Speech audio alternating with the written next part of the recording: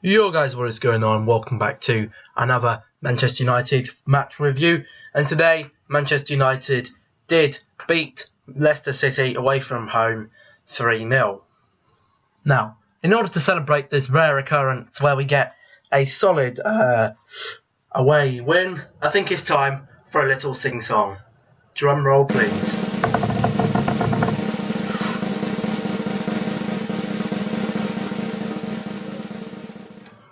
I woke up this morning feeling fine. Got Manchester United on my mind. Jose's got us playing Man United shirt. Something tells me I'm in for something good. Woke up this morning feeling fine. Got Man United on my mind. Jose Mourinho's got us playing Man United shirt. Do. Something tells me I'm in for something good. Woo! That's how we celebrate a massive Manchester United victory. But onto some more important, onto the actual factual side.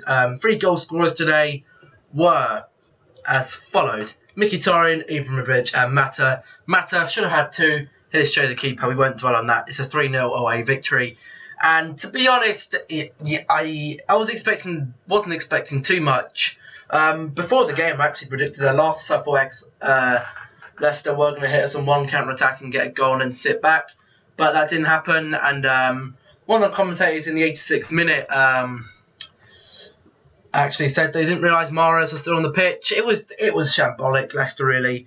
The hole that they've the departure of Kante has left them has affected them a lot, obviously, and they can't seem to get anything behind them. It would be the second team in first team in Premier League history, but second team in League One history, or First Division as it was called before the Premier League, that did win the title one year and got relegated the next. And Leicester City are in that relegation battle. It's not looking good. Obviously, the first team had that was Manchester City back in the 1930s, did win the league title and then did get relegated. And that now, of course, does mean that Manchester United, we are so close to getting that top 4. We're 2 points away from the top 4. But I was thinking today, we still got, okay, so let's see, there's a few routes we can get into Europe. We know that Jose Mourinho can attract big players without being in the Champions League. Obviously, he did bring in Ibra, Mkhitaryan, Bailey, and Pogba. Obviously, sorry about that. They were not in the Champions League this year. But do we have to? I was thinking today.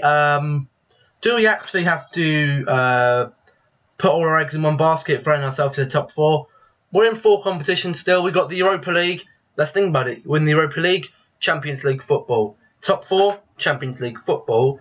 But then, if you don't get that, you've always got a League Cup, which is coming up in about 3 or 4 weeks' time, I believe, against Southampton. You can get into Europa League with that.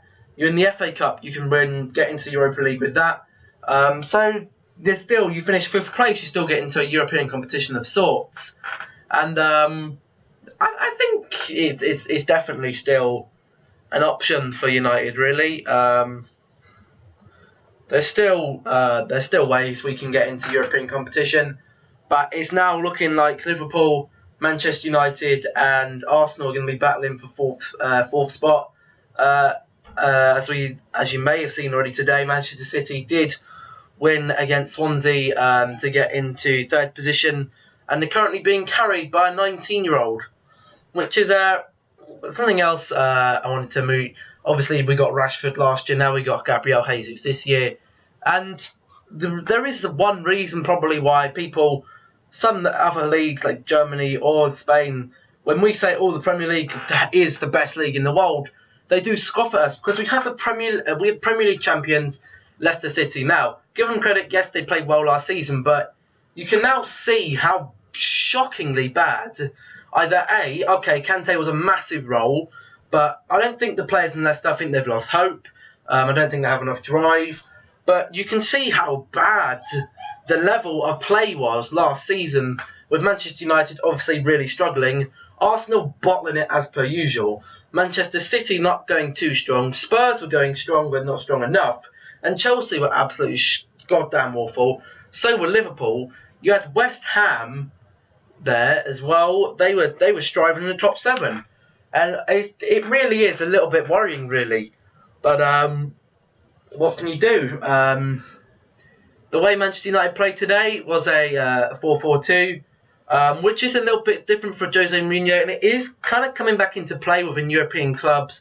There's a few European clubs that are starting to play it now. And is it a way, because I've always found Manchester United playing Ibrahimovic up top by himself, he gets a little bit isolated, drags the midfielders forward more, which is why we're quite easy to hit on a break. Today, for me personally, the system was good. We had Mkhitaryan out on the left-hand side and Rashford out on the right with... Rashford was up on the right striker. Mata was on the right-hand side. Now, I think this was very I don't know if he was doing this intentionally, but we've seen by Marcus Rashford last year that he can go out wide and he can put a crossing ball in. Now, with that, we still have 2 strikers up there if we are to on a counter. But if Rashford can drift outside, bring a player out there with him, Mata can come inside, he can pick a pass off. And I think that did work quite well today. We didn't look as isolated up top, which is definitely... one of the reasons why I think we haven't been scoring many times. Today we did get 3 goals with a lot more shots on target. Things are looking good. Things are on the up. Don't count me on this. But I think, have we found a turning point? I don't know. You tell me. Hopefully you guys enjoyed. Remember to like, comment if you haven't. Like, comment, subscribe. And I'll see you in the next video. Goodbye.